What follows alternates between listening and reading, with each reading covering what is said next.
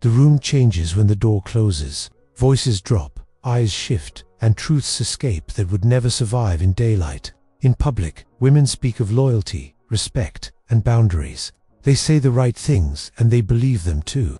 But in private, the language is different. In private, they dare to speak of married men. One admits softly that when he looks at her, she feels chosen, even if she knows she is not. Another reveals that she does not want to take him from his wife. She only wants the way he makes her feel alive. Someone else confesses that the ring on his finger does not push her away. It makes her wonder why his wife was the one and not her. These are not fantasies told in the open. They are confessions carried in the shadows of friendships, late-night conversations, and private thoughts never meant to be revealed. Behind closed doors, women tell the truth about desire, temptation, and the inner conflicts that shape their hearts. The married man becomes a symbol. To the world he represents stability, responsibility, and commitment. But in the private imagination he becomes proof of worth. The fact that he is already chosen makes his attention feel more valuable. If another woman has vowed her life to him and he still notices you, then you must hold something rare. That is how the mind twists the story. That is how the heart starts to believe in something it knows it cannot have. Carl Jung wrote that the symbols we encounter are never accidents. The figure of the married man is not only about him as a person, but about what he carries. The archetype of the husband, the partner, the protector. When women speak of him behind closed doors, they are not really speaking about a single man. They are speaking about marriage itself, about desire hidden within vows, about hunger that polite society forces them to silence. These conversations are not only about attraction, they are about the cracks in the institution of marriage. Behind closed doors, women admit that marriage is not a fortress, but paper walls painted to look like stone. They question whether fidelity is natural, whether promises can truly hold against time, whether desire can belong to one person forever. What they say is dangerous, not because it is evil, but because it is honest. Some confessions are about power. Women admit that being desired by a married man feels like stepping into forbidden territory. It is not only about affection. It is about rivalry, about being the one who disrupts the story, about holding a secret card that no one else knows exists. The thrill comes not only from his attention, but from the awareness that his wife, his family, his community all believe in a role he no longer fully plays, but guilt follows close behind. These same women in the same breath say they hate themselves for wanting it. They describe restless nights, turning off their phones and turning them back on again, caught between what they feel and what they know. Attraction to a married man is not just desire.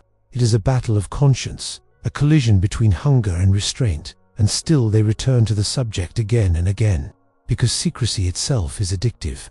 Behind closed doors, the forbidden becomes irresistible. The boundaries that hold so firm in public begin to blur in silence. It is no longer about morality, but about intimacy, about the rush of being wanted when no one else is supposed to know. Jung would not have judged these confessions as sins but as signals. He believed that what we desire most intensely points to the parts of ourselves we have not yet claimed. A married man awakens not only longing but reflection.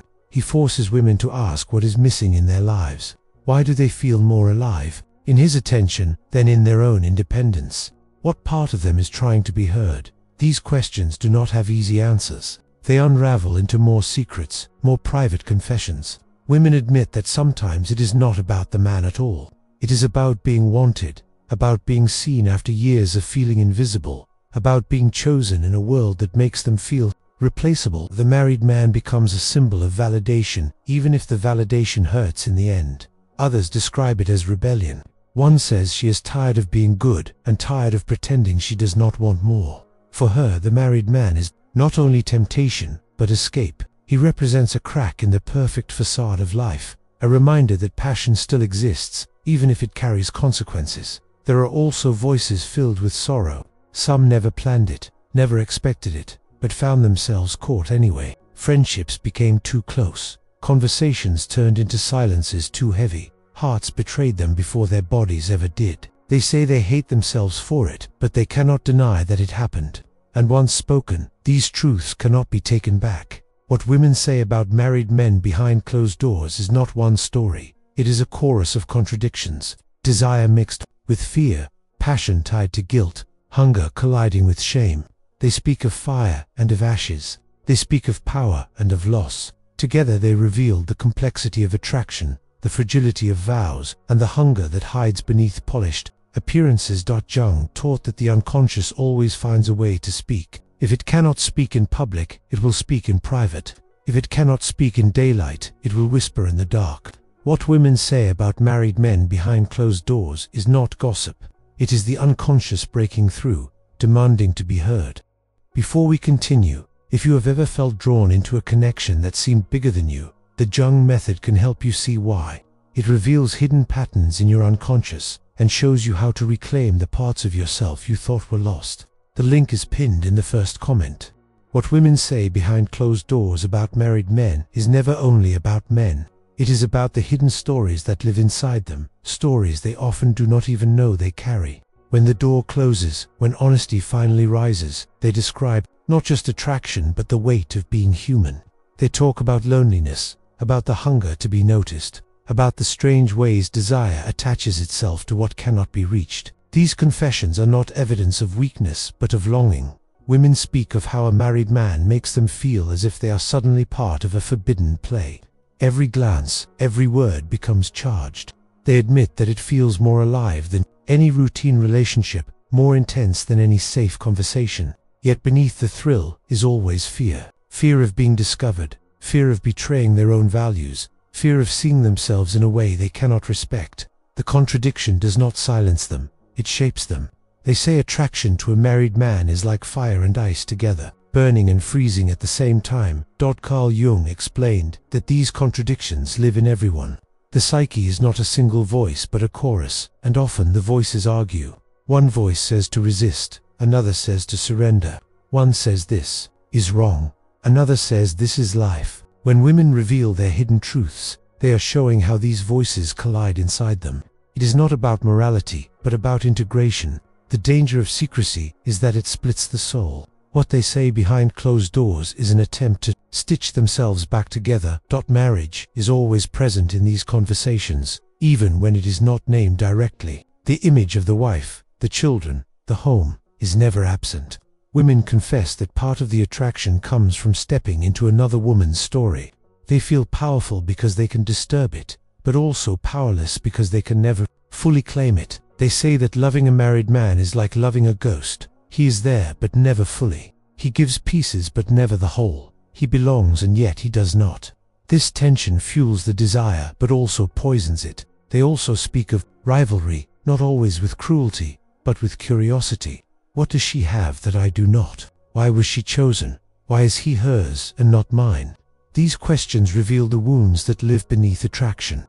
Jung believed that envy points to what we have not yet accepted within ourselves. The wife becomes a mirror, the married man a symbol, and the woman caught between them is left questioning her own worth. The stories told in private also expose another theme: rebellion. Many women say that being with a married man feels like breaking chains. They are tired of being good, tired of playing by the rules, tired of being quiet. The attraction becomes less about him and more about freedom. It is a way to push against expectations, to taste danger, to remind themselves they are alive. But the freedom they seek often turns into a new prison. The secrecy that begins as liberation becomes confinement. They hide, they lie, they pretend, and in the end the cost outweighs the thrill. Jung taught that the shadow is not evil, but unacknowledged.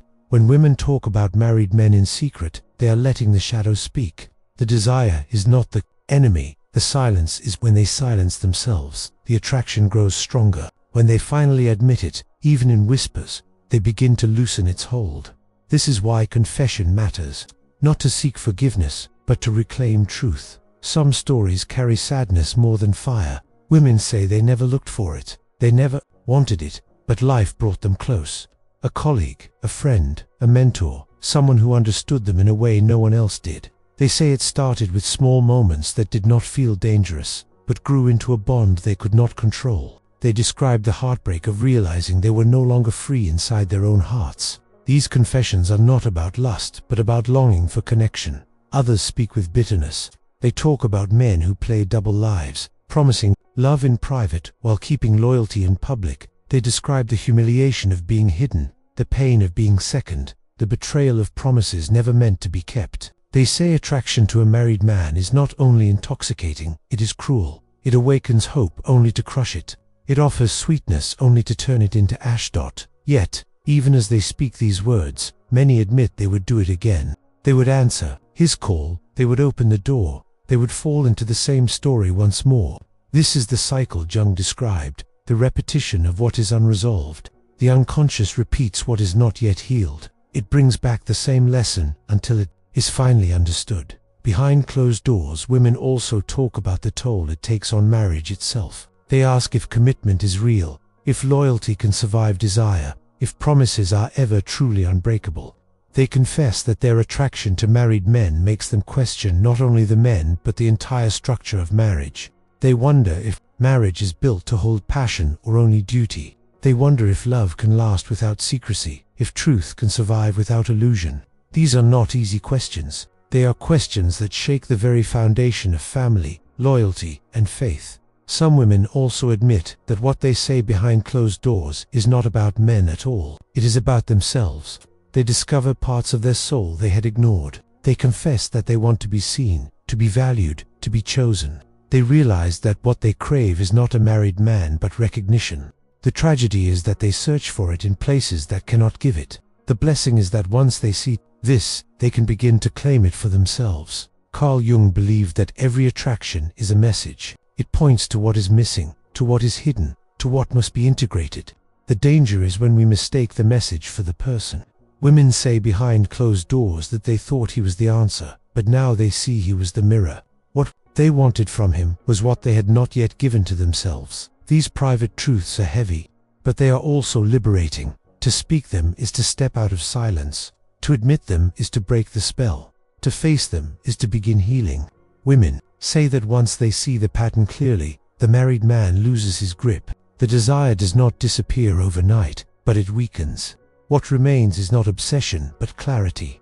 And clarity brings choice. With clarity, a woman can choose, not from hunger, but from wholeness. She can decide whether to continue repeating the old cycle or to write a new story.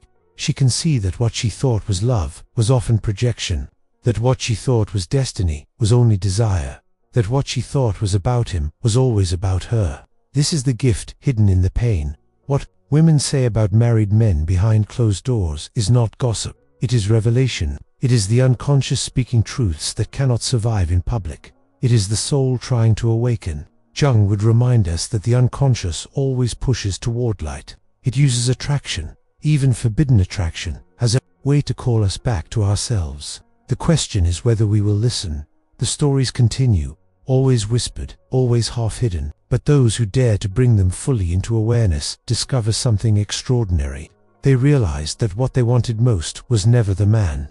It was the feeling of being alive, the feeling of being chosen, the feeling of being whole, and that feeling can be found without betrayal, without secrecy, without pain. It can be found within.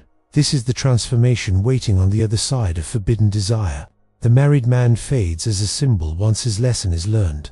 The woman who once whispered in secret begins to speak in truth. She no longer hides her hunger, but honors it. She no longer chases shadows, but embraces herself. The story changes, not because men change, but because she has. And so the door closes again. The voices fall silent. What was spoken in secret echoes in the heart. But now the silence feels different. It is no longer filled with shame, but with understanding.